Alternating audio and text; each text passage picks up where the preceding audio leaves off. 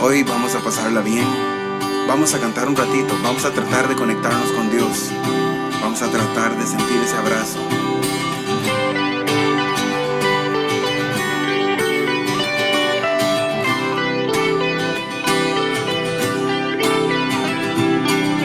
Quien rompe el poder del pecado, su amor es fuerte y poderoso. El Rey de gloria, el Rey de majestad.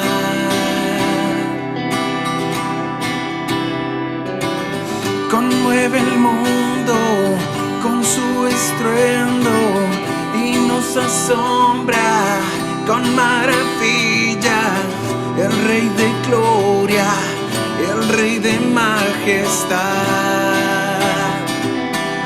Gracia sublime es, perfecto es tu amor. Tomaste mi lugar, cargaste tú mi cruz, tu vida diste allí y ahora libre soy.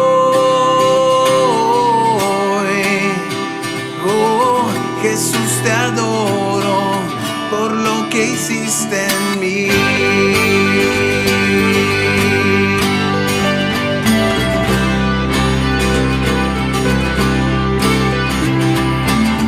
Pusiste en orden todo el caos, nos adoptaste como tus hijos.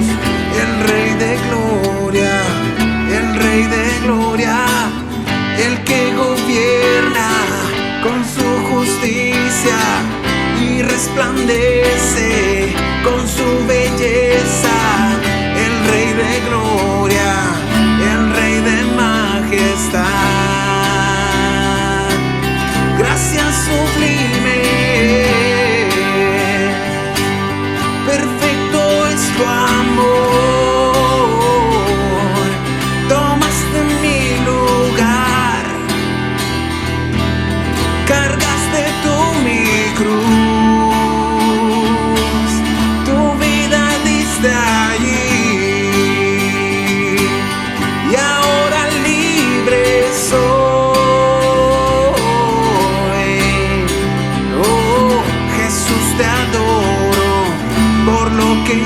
hiciste en mí.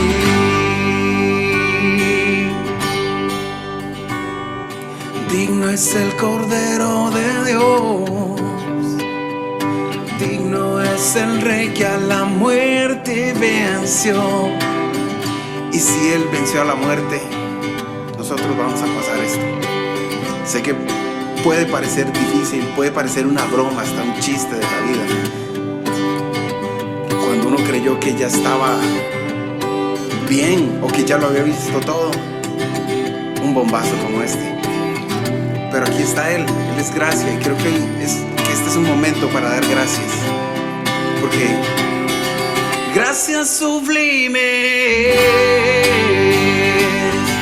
perfecto es su amor,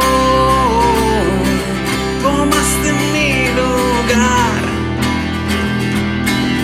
cargaste tú mi cruz,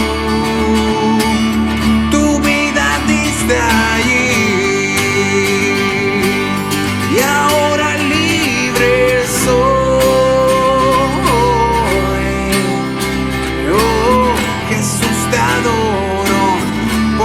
Que hiciste en mí.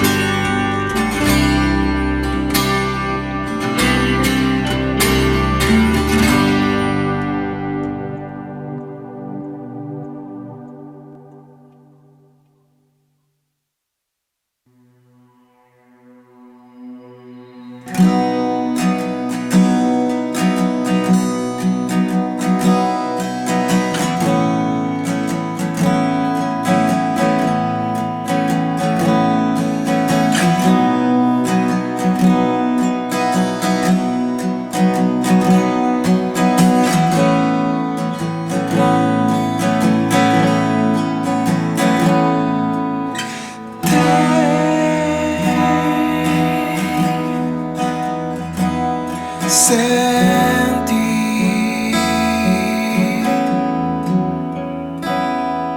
yo sé, te sentí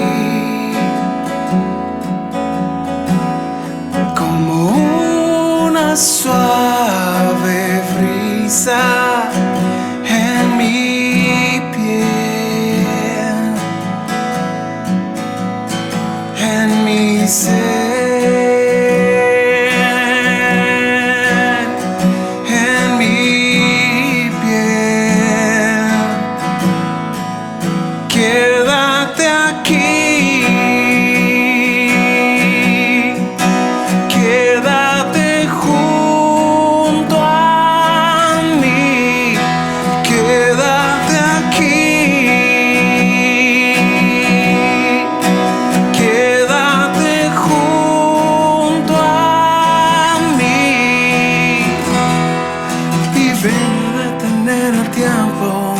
Vivir por siempre este momento, ven a detener el tiempo.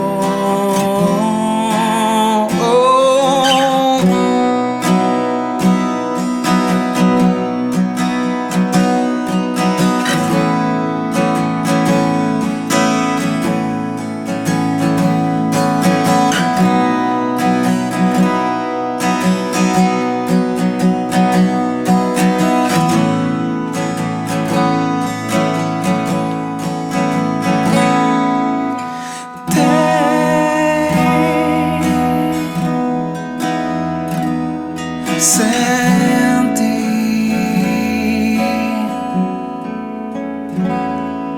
ya me necesité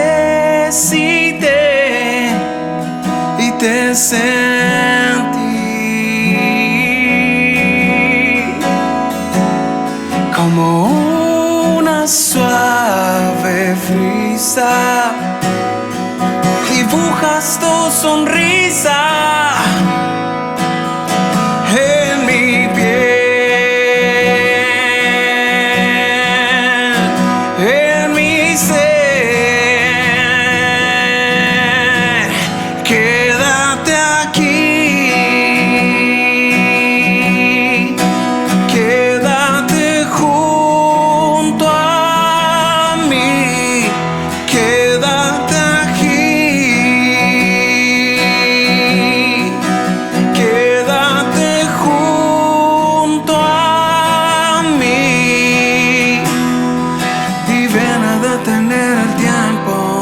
vivir por siempre este momento. Pena detener el tiempo.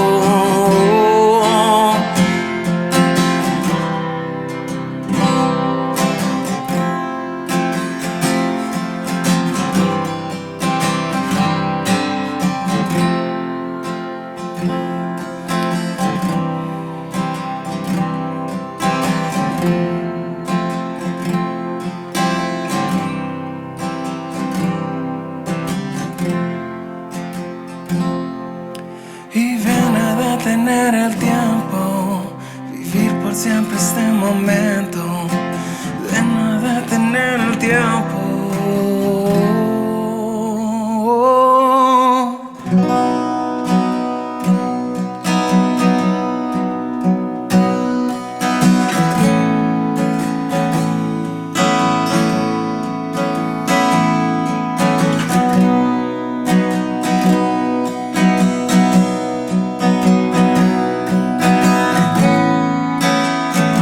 Tómese un momento,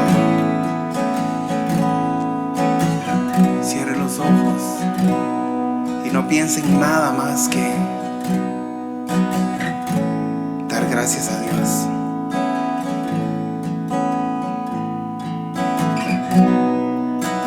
Un pequeñito momento, regáleselo para usted.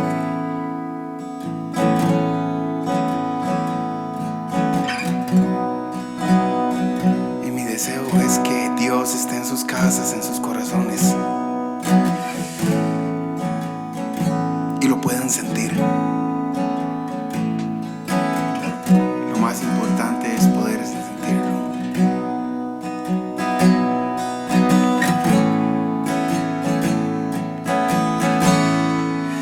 Quédate aquí. Quédate junto a mí. Quédate aquí. Quédate junto a mí. Quédate aquí. Quédate junto a mí y ven a detener el tiempo, vivir por siempre este momento. Ven a detener el tiempo.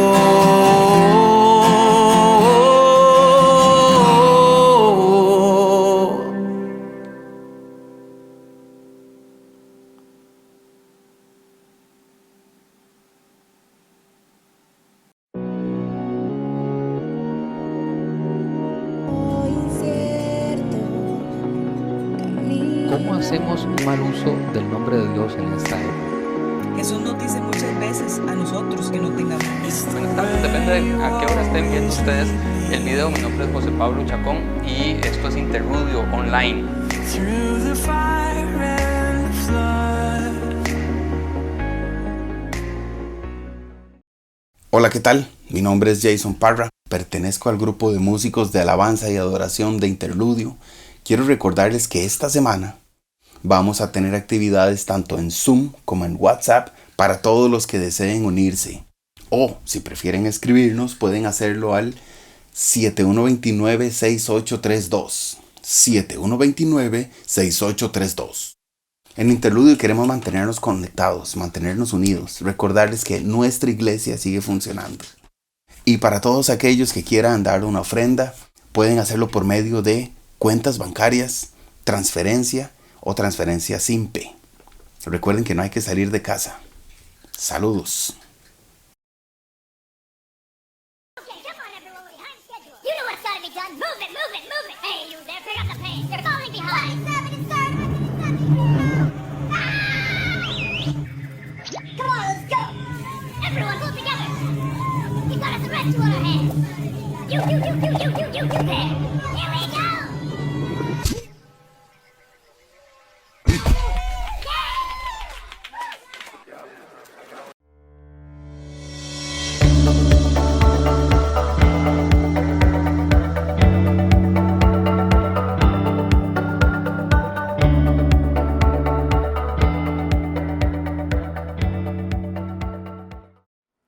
Hola, ¿cómo están? Hoy es ya la cuarta semana que estamos reuniéndonos así virtualmente, la cuarta semana de acuartelamiento.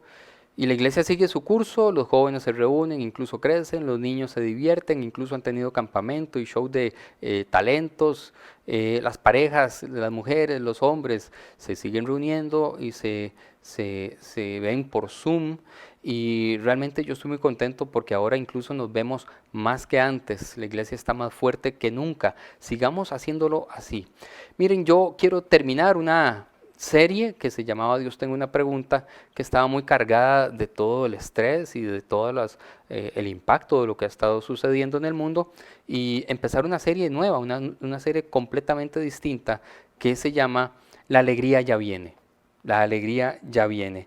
Y yo quiero que empecemos a sentir y a soñar con esa alegría que está a punto de empezar a sentirse en Costa Rica, en su casa, en su corazón y en todo el mundo. Estamos empezando el mes de abril y yo quiero en esta charla utilizar algo que hice en uno de los mini podcasts que hemos estado publicando, sentir este nuevo inicio y esta esperanza. Y lo hice con este hombre que está ahí en pantalla, que se llama Tchaikovsky. Él compuso una obra que se llama Las Estaciones, y en medio de esas estaciones, de esa obra que va por meses, hay una que es abril, y yo escogí abril porque estamos empezando el mes de abril, y no solamente porque estemos empezando el mes de abril y porque la canción o la composición se llama así, sino porque tiene un mensaje maravilloso para nosotros en estos momentos.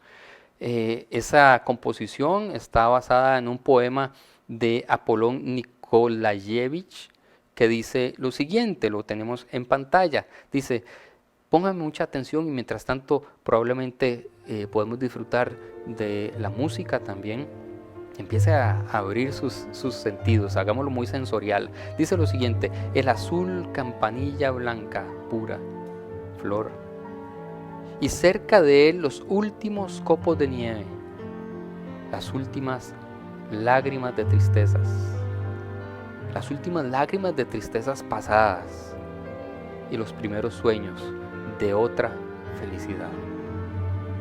Es la imagen de ese momento en que el invierno aún no ha terminado, pero ya se intuye, ya se percibe el inicio de la primavera, del final del invierno, de la oscuridad, del frío, de la carestía. Imagínese si usted viviera en uno de esos países donde hay 4 meses de nieve. Y alguien me decía hace un tiempo, la nieve es muy bonita, pero la nieve es muy bonita un día, 2 días, una semana como máximo, pero después de 4 meses de nieve usted está harto de la nieve. Pues imagínese que usted lleva 4 meses encerrado en una casa y afuera lo único que se ve es nieve y usted no puede salir. Pero llega un día que se asoma a la ventana y se da cuenta que se están derritiendo los últimos copos de nieve. Los últimos copos de nieve se están derritiendo. Eso quiere decir que el invierno ha terminado y empezará la primavera y todo va a ser distinto. Llegará la época en que pueda salir a correr, que pueda salir a bañarse a los ríos, a los lagos, a respirar aire puro, a hacer deporte. El poema describe 2 cosas como últimas. Dice los últimos copos de nieve, pero la segunda cosa que describe como última es las últimas lágrimas de tristezas pasadas. Estamos llegando al momento de las últimas lágrimas de todo este tiempo, las tristezas pasadas. Y también describe una primera cosa, el poema, y dice que son los primeros sueños de otra felicidad. Me encanta eso. Empecemos a soñar ahora, empecemos a sentir la esperanza, el sueño, pero vean qué interesante, dice que estos sueños evocan otra felicidad, una felicidad distinta a la que vivíamos antes de que empezara toda esta cuarentena y toda esta pandemia. Cuando termine todo esto, yo les aseguro que nuestra felicidad va a ser distinta, que nuestra felicidad va a ser muy diferente. Las cosas que nos hacían felices antes las vamos a sentir muy diferentes y habrá nuevas cosas que nos hacen felices. Yo quiero empezar esta serie de La alegría ya viene con un texto que me encanta para llenarnos de esperanza y empezar a ver el amanecer. Yo quiero que usted me acompañe a lo largo de 6 versículos de Isaías capítulo 9. Este va a ser el texto base, Isaías 9:2, pero vamos a leer 6 versículos.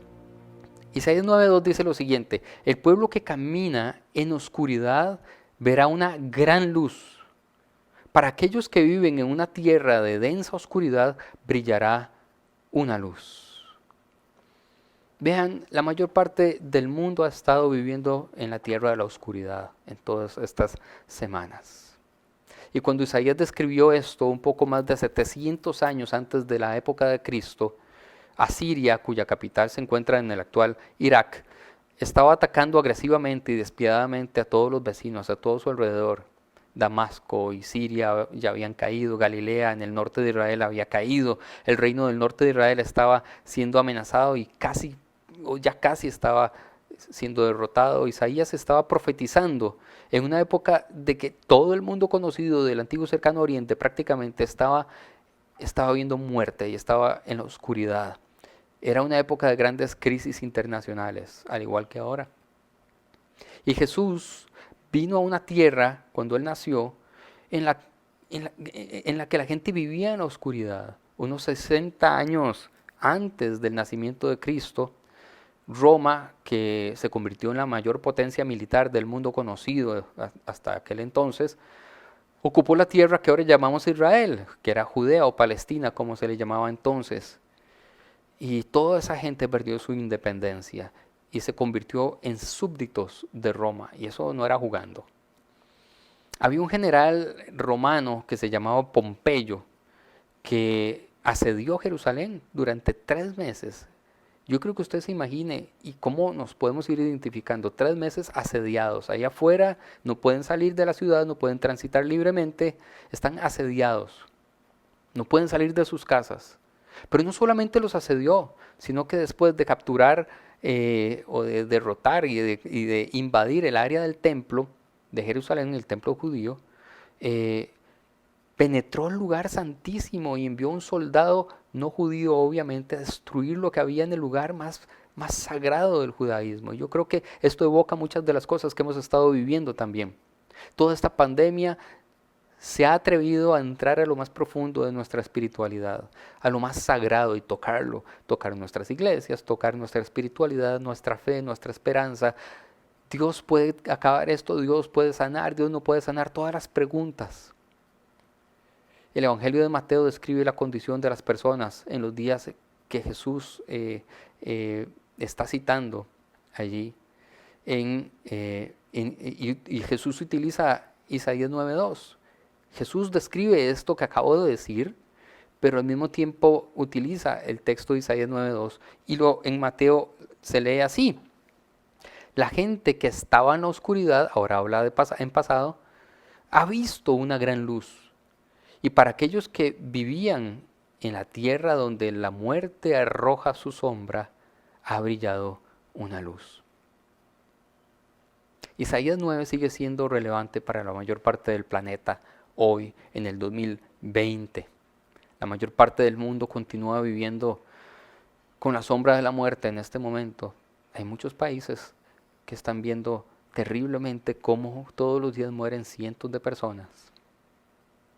Estaba viendo videos de Guayaquil, de España, de Italia, y realmente es algo conmovedor, muy, muy triste. La mayor parte del mundo continúa viviendo en la tierra de la sombra de la muerte actualmente. Pero la idea de esta charla es que podamos empezar a intuir que eso está terminando y viene algo mucho mejor. Volviendo a eso, actualmente millones de personas alrededor del mundo simplemente están asustadas como conejillos en sus madrigueras esperando que pase todo esto, ahí escondidas. España e Italia pierden el control de la pandemia, el resto del mundo lucha para evitar que les pase lo mismo que a España e Italia. Estamos atemorizados. La mayoría de nosotros hemos aprendido en estos días un montón de cosas nuevas: estadística, gráficos, logaritmos, infectología, virología, medicina, neumología y hasta desinfección profesional, ¿verdad? Porque ahora somos profesionales desinfectando todo, las manos, la ropa, la casa, el carro, lo que sea que toquemos. Todo en cuestión de 2 semanas lo hemos aprendido. En cada época, antes de Cristo, en el tiempo de Cristo y hoy, especialmente hoy en esta época del siglo XXI. Isaías 9 continúa siendo un texto enormemente relevante que ofrece esperanza para un mundo sin esperanza y que vive en la oscuridad. Las personas que caminan en la oscuridad han visto la gran luz, dice el texto, en aquellos que viven la tierra o que viven en la tierra de sombra de muerte. Ha amanecido una gran luz. Me encanta que dice que es una gran luz. Y cuando hay mucha luz, no hay sombra. La sombra de muerte se esfuma cuando entra la luz. Y Dios dice que la luz viene.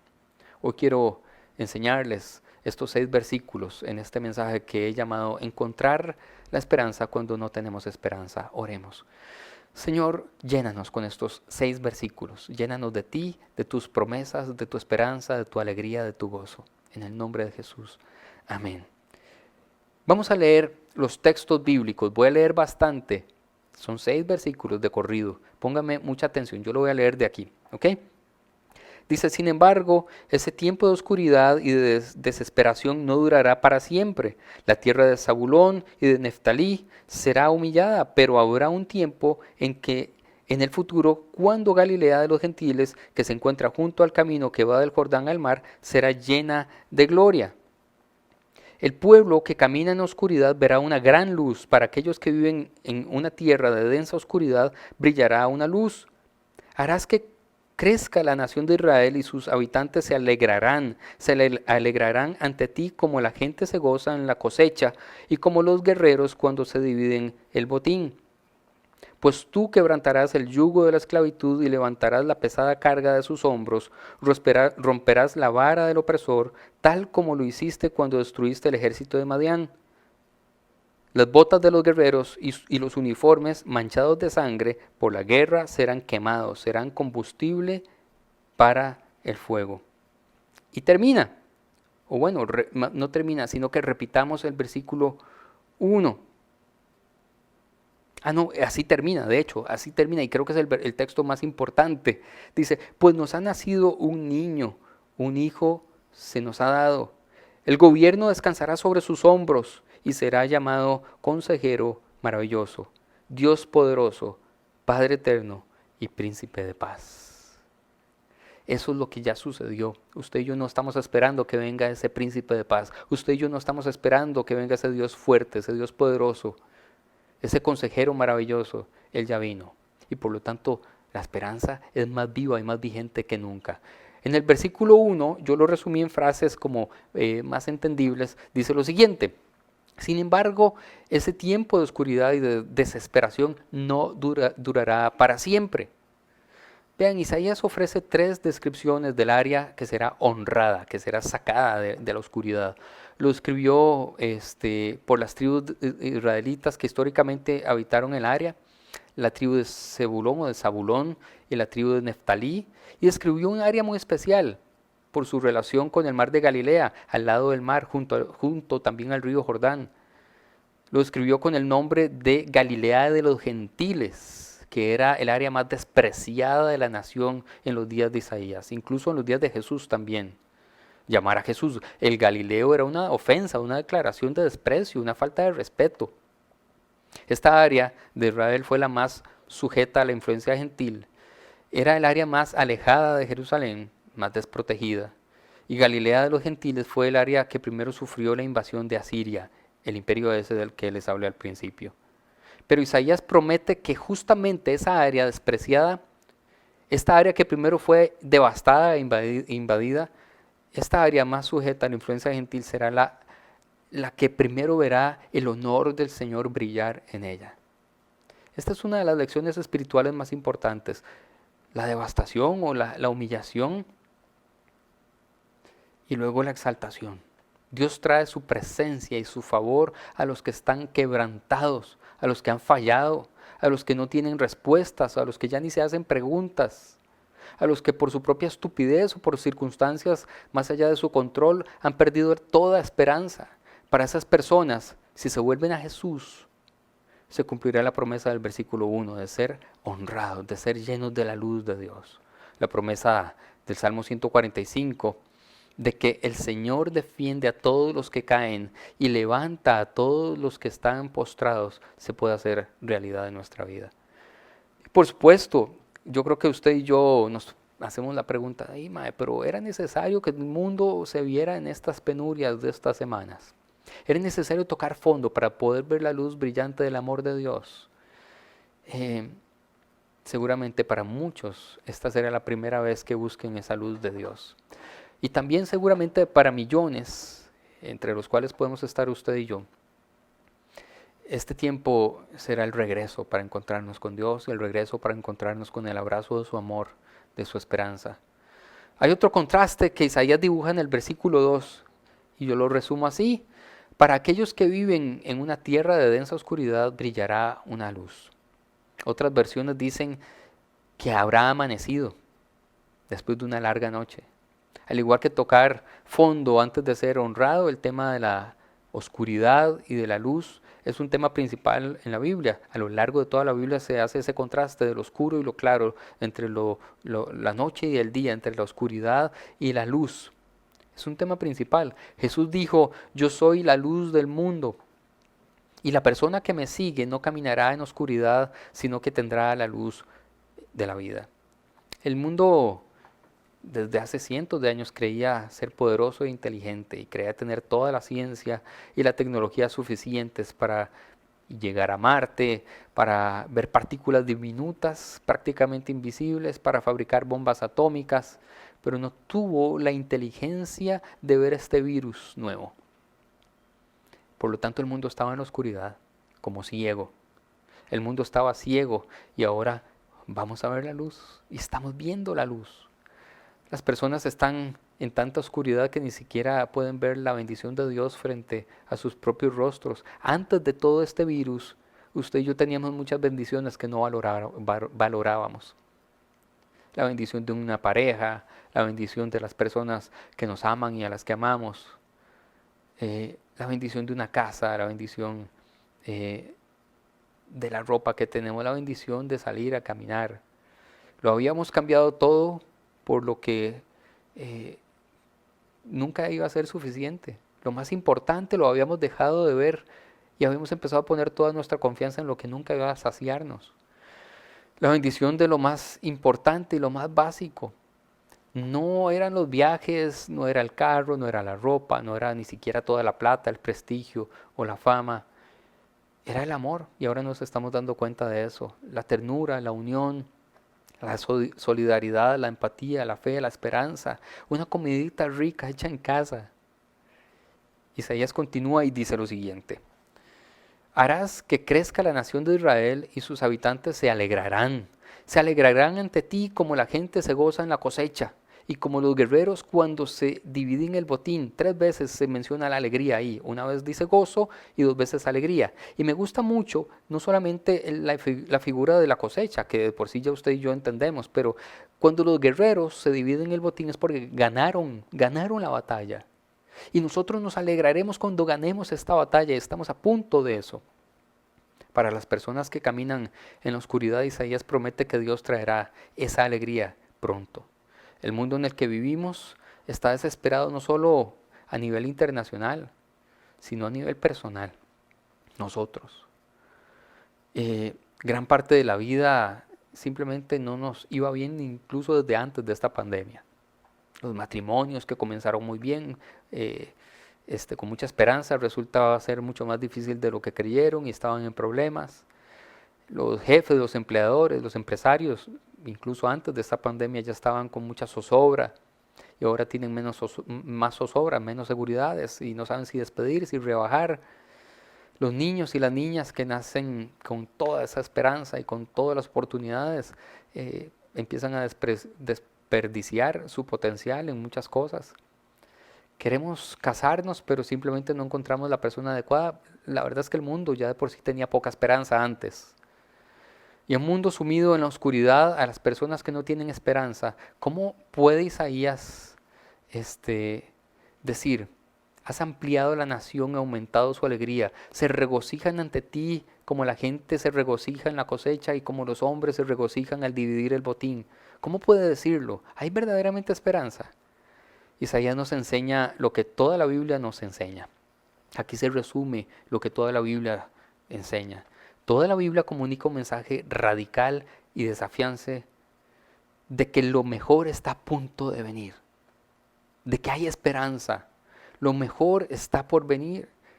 Vean, toda la Biblia respira esta verdad, respira un mensaje de esperanza. Recuerdo cuando Santi nació, para los que nos conocen, Santi, nuestro hijo mayor, para los que no nos conocen les cuento un poco. Él nació con malformaciones y congénitas y muchos problemas. Y la mayoría de ustedes saben que mi esposa canta, ama cantar, ella canta todos los días. Pues cuando Santi nació, ella dejó de cantar. Simplemente se le apagó la voz. No cantó más. Y había llegado la oscuridad a su vida, a su corazón. Había tristeza profunda. En mi corazón también. Pasaron creo que unos 9 meses en que ella no cantó, se le apagó su voz. Y una mañana de tantas, después de casi un año, me levanté escuchando su voz de nuevo. Empezó a cantar de nuevo. Y supe que la luz había vuelto a nuestra casa. Y que todo había empezado a amanecer. ¿Cómo ganamos esperanza cuando estamos desesperados? Recuerde lo que Dios ha hecho. De eso se trata el versículo 4. Pues tú quebrantarás el yugo de su esclavitud y levantarás la pesada carga de sus hombros. Y yo no lo pongo ahí en la pantalla, pero termina así: romperás la vara del opresor, tal como lo hiciste cuando destruiste al ejército de Madián. El día de la derrota de esa ciudad, Madián, es una referencia a la historia del Antiguo Testamento de Gedeón. Gedeón no podía, si usted tiene un poco de intuición bíblica, de recuerdo, de memoria bíblica, recordará que Gedeón no podía ganar la batalla. Era imposible. La historia de Gedeón es la historia de la esperanza cuando las probabilidades están abrumadoramente en nuestra contra, cuando no hay razón humana para ganar, cuando no hay ninguna razón absolutamente en el mundo por la que algo debería funcionar, pero funciona porque Dios le da la gana que funcione. La historia de Gedeón es la historia de la esperanza, de que Dios puede vencer todas esas probabilidades en nuestra contra, de que Dios puede derrotar a un enemigo sin importar si es demasiado grande o demasiado pequeño hasta el punto de ser invisible como un virus. Otra historia muy actual es la de Sansón.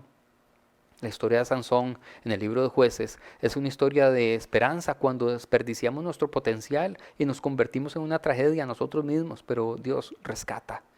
La historia del apóstol Pedro en el Nuevo Testamento es otra historia de esperanza cuando metemos la pata hasta el fondo y traicionamos todo lo que creemos y a los que amamos. La historia del apóstol nos revela que sigue habiendo esperanza, aún habiendo hecho eso. Pues la historia de Tamar, Rahab, Betsabé, todas ellas son ancestros femeninos de Jesús. Y no importa cuán malas sean las circunstancias, esas historias nos hablan de esperanza.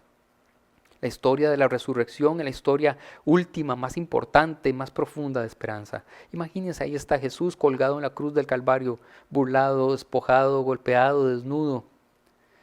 Sus manos y sus pies clavados, sangrando, jadeando porque se asfixia, no puede respirar. Y luego le clavan una lanza en el costado y su corazón explota. Y ahí está Jesús muerto en la cruz del Calvario. Lo entierran, pero 3 días después, gloriosamente, vivo y resurrecto. La historia de la resurrección es la historia de la esperanza, incluso frente a la muerte, porque la muerte no tiene la última palabra, Dios tiene la última palabra. No sé si usted entiende el poder de esto.